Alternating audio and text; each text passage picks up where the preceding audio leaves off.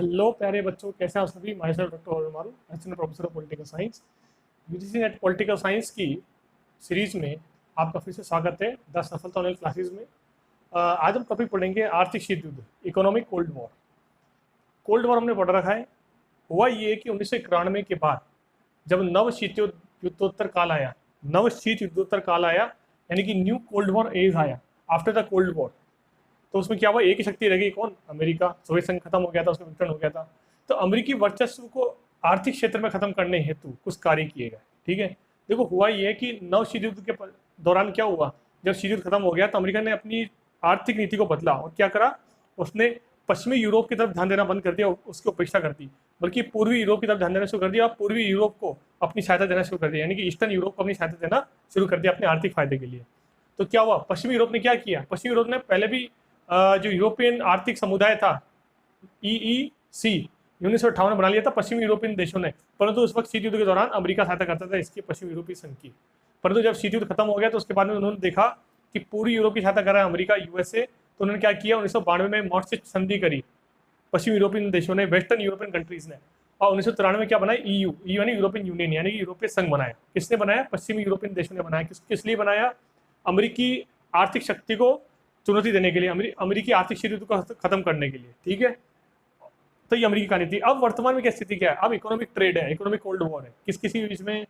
चीन और अमेरिका के बीच में। और अमेरिका जो है वो चाहता है कि चीन, क्योंकि चीन की अर्थव्यवस्था बहुत बड़ी हो चुकी है और वो अमेरिकी अर्थव्यवस्था को चुनौती दे रही है। और वर्तमान में कोरोना संकट है, कोविड-19 का संकट है, और उस संकट को भी एक तरह से अमेरिका क्या मान रहा है कि उसके खिलाफ युद्ध है, ये एक तरह से जैविक हथियार का प्रयोग किया गया है, ऐसा अमेरिका का मानना है।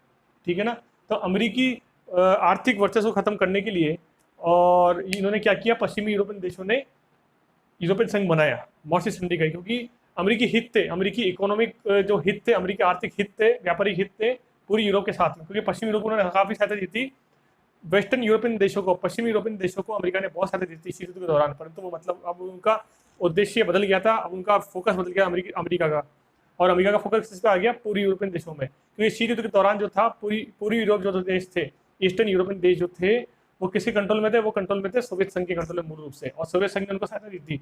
परंतु अब ये बदल चुका था। अब शीत युद्ध के बाद में क्या हुआ, एक वर्चस्व रह गया अमेरिका का। तो अमेरिका ने अपना आर्थिक हित देखा और घड़ी को चेंज किया, डायरेक्शन को, अब पूरी यूरोप की तरफ अपना डायरेक्शन लगा दिया, उनको आर्थिक सहायता देना प्रारंभ कर दिया। इससे थोड़े नाराज हुए पश्चिमी यूरोपियन देश, उन्होंने यूरोपियन संघ बनाया मॉस्ट्रिच संधि के बाद में। मॉस्ट्रिच संधि बनाई 1992 में करी गई। ठीक है ना। और वर्तमान में चीन और अमेरिका के बीच में आर्थिक युद्ध चल रहा है, आर्थिक शीत युद्ध चल रहा है। चीन, पाकिस्तान, नेपाल और कुछ देश, उत्तर कोरिया जैसे देश जो कि चीन की अर्थव्यवस्था को मानते हैं। चीन ने बना रखा है ना ओबोर, मतलब कि वन बेल्ट रूल सिस्टम, रेशम मार्ग को वापस चालू कर रहा है वो। लेकिन उस रूल सिस्टम में जो है रोड, वन बेल्ट रोड जो है बिजनेस वाली रोड, उसमें इंडिया शामिल नहीं है। तो इंडिया, जापान, ऑस्ट्रेलिया जैसे देश जो हैं, यूरोपियन देश जो हैं, आर्थिक संकट के इस दौर में, कोरोना के दौर में, वो इंडिया, अमेरिका, ऑस्ट्रेलिया, जापान जैसे देश एक साथ खड़े, और दूसरी तरफ चीन, पाकिस्तान, नेपाल और आपके उत्तर कोरिया देश अपने साथ में, उनके साथ में खड़े। तो ये नव शीत युद्ध है, नव आर्थिक, न्यू इकोनॉमिक ट्रेड वॉर है। और नव शीत युद्ध स्थापित कब से स्टार्ट हुआ था? शीत युद्ध के विघटन होने के बाद में कोरोना काल जो है आपका, ये इस कोरोना काल ने क्या किया, नव शीत युद्ध को और बढ़ावा दे दिया, न्यू इकोनॉमिक ट्रेड वॉर को और बढ़ावा दे दिया। और उससे क्या हुआ, उससे ये हुआ कि अमेरिकी वर्चस्व को खत्म करने के लिए और वॉर होने लगी। चीन अर्थव्यवस्था बड़ी बन गया है, और चीन इतनी बड़ी अर्थव्यवस्था बन गया है कि वो अमेरिका की अर्थव्यवस्था को चुनौती देने लगा है। तो अमेरिका ऐसा देश है जो कि अपने सामने, जिसने सोवियत संघ की अर्थव्यवस्था को बर्दाश्त नहीं किया, तो वो कैसे चीन की अर्थव्यवस्था को बर्दाश्त कर लेगा। और ये सही भी है कि कोरोना संकट फैलाने में कहीं ना कहीं चीन का भी योगदान है, ऐसा माना गया है। ठीक है, तो वो अमेरिकी अर्थव्यवस्था को संकट में डाल दिया उसने, न केवल अमेरिकी अर्थव्यवस्था को बल्कि पूरे विश्व की अर्थव्यवस्था को संकट में डाल दिया, भारतीय अर्थव्यवस्था को भी उन्होंने संकट में डाला है। तो उस अर्थव्यवस्था के नुकसान का भरपाई भी अमेरिका चीन से करेगा, करना चाहता है। ठीक है ना। और ये न्यू कोल्ड वॉर है, न्यू शीत युद्ध जो है, न्यू इकोनॉमिक वॉर है, या न्यू इकोनॉमिक कोल्ड वॉर है।